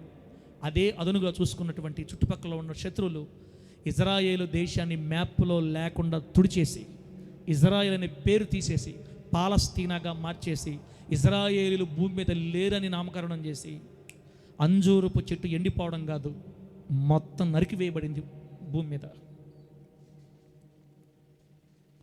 ఎందుకు వాళ్ళకే ఎంత కష్టాలు? ఎందుకు వాళ్ళకే ఇన్ని బాధలు? వాళ్లకు జరిగిన కష్టాలు నీకు గాను వస్తే అసలు నువ్వు నిలబడలేవమ్మా. బిడ్డలారా, కాలక్రమంలో చూస్తే నేటికి కూడా వాళ్ళ మీద దాడులు ఆగడంలా. మన చూడు, 1500 మందిని నిర్దాక్షిణ్యం కాల్చి చంపేశారు అంతే హమాస్ వాళ్ళు, పెట్టలను కాల్చినట్టు. ఇప్పటికీ వాళ్ళ మీద జరుగుతా ఉంది దండయాత్ర. చెప్పండి, అంజూరపు చెట్టు పూర్తిగా భూమి వరకు నరికివేయబడింది. చరిత్రలో ఆ పేరు కనుమరుగైపోయింది. ఇజ్రాయేల్ దేశాన్ని అందరూ మర్చిపోయారు. ఇజ్రాయేలీలు ఒక్కరు కూడా ఆ దేశంలో లేకుండా ప్రపంచ నలుమూలలకు చెదిరిపోయారు. యూరప్ కంటినెంట్లో కొంతమంది, ఆసియా, ఆఫ్రికా చెదిరిపోయారండి. ఇంకా ఆ దేశంలో ఒక్కరు కూడా లేరు. అట్లాగ వచ్చిన వాళ్ళే మన దేశంలో కూడా స్థిరపడ్డారు. ఇప్పటికీ మన దేశంలోనే ఉన్నారు. బిడ్డలారా, ఇప్పుడు చెప్పండి, అంజూరపు చెట్టు ఎండిపోయిందా, ఎండిపోలేదా? అది ఎలా పుట్టిందో తెలుసుకున్నాం, ఎలా స్థాపించబడిందో తెలుసుకున్నాం, ఎన్ని బాధలు వచ్చాయో తెలుసుకున్నాం. ఇప్పుడు లాస్ట్కి అబ్రహాం గారికి స్టార్ట్ అయ్యి 135 సంవత్సరంలో ఆ దేశమే కనుమరుగైపోయిందన్న సంగతి దాకా వచ్చాం. ప్రభు నామానికి మహిమ కలుగును గాక. చెప్పండి గట్టిగా హల్లెలూయా, చెప్పండి గట్టిగా హల్లెలూయా. ఈ విధంగా పచ్చగా ఉన్న అంజూరపు చెట్టు 3లో ఎండిపోయింది. ఇజ్రాయెల్ దేశం 70 సంవత్సరాల తర్వాత కనుమరుగై ప్రపంచ పట్టణం నుంచి తొలగిపోయింది. అంజూరపు చెట్టు పూర్తిగా ఎండిపోయింది. బాగేనండి, యెహోషువ నాయకత్వంలో కనాను దేశంలో ప్రవేశించిన ఇశ్రాయేలీలు మొదలుకొని క్రీస్తు శకం 135 సంవత్సరం వరకు, అనగా 1750 సంవత్సరాలు మాత్రమే ఇజ్రాయెల్ దేశం ప్రపంచ పటం మీద ఉంది. 1750 సంవత్సరాలు మాత్రమే. ఆ తర్వాత ప్రపంచ పటంలో కనుమరుగైపోయింది, చెదిరిపోయారు, ఎండిపోయింది చెట్టు. కానీ ఆ చెట్టును గూర్చి వాగ్దానం ఇచ్చిన దేవుడు ఆ చెట్టును మర్చిపోలేదు. దేవునికి స్తోత్రం కలుగునుగాక. ఆ చెట్టును గురించి దేవుడు ఏం చెప్పాడు తెలుసా? నువ్వు ఎండిపోవు, మరలా అంజూరపు కొమ్మ లేతదై చిగురిస్తుంది. ఆమేన్ చెప్పండి గట్టిగా, గట్టి చెప్పండి హల్లెలూయా. నేను ఇశ్రాయేలును విడవను. ఇశ్రాయేలును కాపాడువాడు చెప్పాల, కునుకుడు నిద్రపోడు. కొనకక నిద్రపోక కాపాడుతున్న అంజూరపు చెట్టు ఎందుకు ఎండిపోయిందో తెలుసా? ఎందుకు నరకబడిందో తెలుసా? అన్యజనులమైన మనము రక్షణ పొందడానికి. ఆమేన్ చెప్పండి గట్టిగా. వాళ్ళని ప్రపంచంలోకి తరిమేస్తేనే దేవుడు మన దగ్గరకు వస్తాడు. కొట్టు సాపుడు, గట్టి కొట్టు. నిన్ను నన్ను రక్షించుకోవడానికి దేవుడు తన ప్రజలని ప్రపంచం అంతా చెదరగొట్టి, ప్రపంచంలో వారు ఏ దేశంలో ఉన్నారో ఆ దేశంలో ఉన్న వాళ్ళందరూ రక్షించబడి మారు మనసు పొందుతున్నారు. దేవునికి స్తోత్రం కలుగును గాక. ఇజ్రాయేలు జాతి ప్రపంచానికి ఆభరణం లాంటిది. ఇజ్రాయేలు జాతి ప్రపంచానికి మకుటం లాంటిది. నరకబడిపోయిందని వారి శత్రువులు సంతోషించి గంతులేసి ఆనందంతో సీట్లు పంచుకొని ప్రపంచ పట్టణంలో వారి దేశాన్ని పూర్తిగా తీసేశారండి. కానీ ఆ అంజూరపు చెట్టును నాటినవాడు మనలాంటి మానవుడు కాదు. దేవునికి స్తోత్రం కలుగును గాక. బిడ్డలారా, ప్రార్థన చేసుకుందాం. మిగతా విషయాలు మరలా మనం చూద్దాం. అయితే అంజూరపు చెట్టు గురించి దేవుడు ఏం చెప్పాడు ఒక మాట చదివి వినిపిస్తా, సంతోషం వస్తుంది మనకి. తర్వాత మీరు ఏంటి మధ్యలో ఆపేసి అనుకోరు. మీరు చూడండి, ద్వితీయోపదేశకాండం 30వ అధ్యాయం 3-5 వచనాల వరకు చదివి మనం ప్రార్థన చేసుకుందాం. ద్వితీయోపదేశకాండం 30వ అధ్యాయం 3-5 వచనాలు ఏమో తెలుసా? 30వ అధ్యాయం ద్వితీయోపదేశకాండం 3-5 దాకా. నీ దేవుడైన యెహోవా చెరలోని మిమ్మును తిరిగి రప్పించును. ఆయన మిమ్మును కరుణించి, నీ దేవుడైన యెహోవా ఏ ప్రజలలోనికి మిమ్మును చెదరగొట్టెనో వారిలో నుండి తాను మిమ్మును సమకూర్చి రప్పించును. మీలో ఎవరైనా ఆకాశ దిగంతములకు వెళ్ళగొట్టబడినను అక్కడ నుండి నీ దేవుడైన యెహోవా మిమ్మును సమకూర్చి అక్కడ నుండి రప్పించును. నీ పితరులకు స్వాధీనపరిచిన దేశమున నీ దేవుడైన యెహోవా నిన్ను చేర్చును. దేవునికి స్తోత్రం కలుగునుగాక. నీవు దానిని స్వాధీనపరచుకుంటావు. ఆయన నీకు మేలు చేసి నీ పితరుల కంటే నిన్ను విస్తరింపజేయును. ఏ జనాల్లోకి నిన్ను చెదరగొట్టానో, ఏ దేశాలు చెదరగొట్టానో, ఒకవేళ నువ్వు ఆకాశ దిగంతాల వరకు వెళ్ళిపోయినా అక్కడ నుండి నేను మరలా నిన్ను సమకూర్చి నీ పితరుల దేశానికి మరలా తీసుకొని వస్తానని చెప్పాడు ఆయన. వారిని ఎందుకు అలా పంపించేశాడంటే నీకు నాకు మారుమనసు రావాలి కాబట్టి, నువ్వు నేను దేవుని వైపు తిరగాలి కాబట్టి. వారు వద్దని తోసేశారు, మన కొరకు వచ్చాడు మన రక్షకుడు. ఇప్పుడు అందరూ రక్షించబడ్డాం, ప్రపంచ దేశాలకు సువార్త వెళ్ళిపోతుంది. మనం అనుకుంటూ ఉండగానే 78 సంవత్సరాల క్రితం మరలా అంజూరపు కొమ్మ లేతదై చిగురించింది. బిడ్డలారా, ఇంకో మాట చూడండి, ఇర్మియా గ్రంథం 29వ అధ్యాయం 14వ వచనం కూడా అంజూరపు కొమ్మ లేతదై చిగురిస్తుందని చెప్పాడు ప్రవచనం. ఇర్మియా గ్రంథం 29:14లో నన్ను నేను మీకు కనబరుచుకొందును, ఇదే యెహోవా వాక్కు, నేను మిమ్మును చెరలో నుండి రప్పించదను, నేను మిమ్మును చెరపట్టి ఏ జనులలోనికి ఏ స్థలముల్లోనికి మిమ్మల్ని తోలివేసితనో ఆ జనులందరిలో నుండి ఆ స్థలములన్నిటిలో నుండి మిమ్మును సమకూర్చి రప్పించదను. ఇదే యెహోవా వాక్కు, ఎచ్చటి నుండి మిమ్మును చెరకు పంపితనో అచ్చటికే మిమ్మును మరలా రప్పింతును. దేవునికి స్తోత్రం కలుగునుగాక. ఇశ్రాయేలును కాపాడువాడు కొనుకడు. ఎక్కడికి వాళ్ళని తరిమేశాడో అక్కడక్కడ నుండి మరలా తన పితరుల దేశానికి తీసుకొస్తానని మాట ఇచ్చాడు దేవుడు. ఎంత ప్రేమగల దేవుడో, ఎంత కరుణగల దేవుడో. బిడ్డలరా, పసిబిడ్డల్ని ఆలకేసుకొని చంపేశారమ్మ వాళ్ళని, పసిబిడ్డల్ని. వాళ్ళు ఆ చెదరిపోయిన టయాల్లో వాళ్ళ దేశానికి మరలా వద్దామని ఎన్నో ప్రయత్నాలు చేస్తే సముద్రంలోనే నౌకల్ని ముంచి చంపేశారండి. లక్షల మంది హతులైపోయారబ్బా. ఇప్పటికి కూడా వారికి మరణాలు ఆగట్లేదు, ఇప్పటికి కూడా. అందుకే ప్రభు చెప్పాడు, యెరూషలేము కొరకు ప్రార్థించువాళ్ళు, యెరూషలేమా నిన్ను ప్రేమించువారు వర్ధిల్లుతారు. దేవునికి స్తోత్రం కలుగునుగాక. నీవు నిజంగా క్రైస్తవుడు అయితే యెరూషలేము పట్టణ క్షేమం కొరకు మనం ప్రతిరోజు ప్రార్థన చేయాలి. అయ్యా, నీ నిత్య సీయోను కట్టు, వారందరినీ సమకూర్చు, సకల దేశాల్లో చదివి ఉన్న వారిని తీసుకురా అని యెరూషలేము క్షేమం కొరకు మనం ప్రార్థన చేయాలి. యెరూషలేము క్షేమాన్ని మనం కోరుకుంటే మనం వర్ధిల్లుతాం. యెరూషలేము పట్టణం, ఇశ్రాయేలు జాతి ప్రపంచానికి ఆభరణం. అసలు ఇశ్రాయేలు జాతి లేకపోతే భూప్రపంచ చరిత్ర లేదు. యేసునామములో ఆమేనండి. ఇశ్రాయేలు జాతికి యేసుక్రీస్తు రెండో రాకడికి ఎంత సంబంధం అర్థమవుతుందా? అంజూరపు చెట్టు కొమ్మ లేతదై చిగురిస్తేనే ఆయన వస్తాడు మరలా. యేసుక్రీస్తు వారు రెండోసారి దిగి రావాలంటే ఏ దేశంలో కూడా ఇశ్రాయేలు ఉండకూడదు, మొత్తం వచ్చేయాలా. వాళ్ళందరూ తిరిగి తమ స్వదేశానికి వచ్చి 3వ మందిరాన్ని కట్టుకొని అక్కడ ఆరాధన జరిగిన మరుక్షణమే బోర వినబడద్ది. ఆమేన్ చెప్పండి, చెప్పండి గట్టిగా హల్లెలూయా. తన ప్రజలందరినీ ఆయా జనముల్లో నుండి ఆయా దేశాలను సమకూర్చి తన పితరులకు స్వాధీనం చేసిన దేశములోనికి వారిని చేరుస్తాడు. కానీ ప్రస్తుతానికి ఆ దేశం ఎండిపోయింది. ఎప్పుడు క్రీస్తు శకం 135వ సంవత్సరం ఎండిపోయింది, పూర్తిగా మోడు బారిపోయింది, కొట్టివేయబడింది, కనుమరుగైపోయింది. అది తిరిగి మరలా ఎలా చిగురించిందో, దేవుడు ఎటువంటి సాహస కార్యాలు చేశాడో, ఆ జాతి కొరకు ఆయన ఎన్ని ప్రయాసపడ్డాడో, ప్రపంచ చరిత్రని స్థితిగతి ఎలా మార్చాడో వచ్చే వారం విందాం. ప్రభువుకు మహిమ కలుగునుగాక. చెప్పండి గట్టిగా హల్లెలూయా. పాస్టర్ గారు మీరు ఎట్ట ముగిచ్చారంటే తర్వాయి భాగం వచ్చే వారం సీరియల్లో తుపాకు పెట్టి టన్ టన్ టన్ కాల్చేస్తారేమో, కాల్చేస్తారని అనుకుంటున్నప్పుడు వచ్చే భాగం వచ్చి తర్వాయి భాగం వచ్చే వారం. అట్లాగా మనం టెన్షన్లో పెడతారు. మీరేం టెన్షన్ పడాల్సిన అవసరం లే, అంత ఏముండదు. కాకపోతే దేవుని కార్యాలు చూస్తే మనకు మైండ్ బ్లాక్ అయిపోద్ది. ఆ జాతి కొరకు దేవుడు ఎన్ని హార్నెస్లు కష్టపడ్డాడో, నేటికి వారిని ఎలా కాపాడుతున్నాడో, ఎలా ఆ అంజూరపు కొమ్మ చిగురించిందో వచ్చే వారం విని ప్రభుని మహింపరద్దాం. బిడ్డలారా, ఇప్పుడు ప్రార్థన చేసే ముందు చిన్న మాటల మన మేల్కొల్పు ఏంటంటే, కంక్లూజన్ ఏంటంటే, అంజూరపు కొమ్మ ఆల్రెడీ చిగురించి 78 సంవత్సరాలు పూర్తయిపోయింది. ఆయన ద్వారం దగ్గరే ఉన్నాడు. రేపో మాపో రాబోతున్నాడు. సిద్ధపడ్డావా? సరి చేసుకున్నావా? వదిలిపెట్టావా? ఇంకా విచ్చలవిడిగా బ్రతుకుతున్నావా? సరి చేసుకొని ఆయన శరీరంలో, ఆయన రక్తంలో చేతులేద్దాం.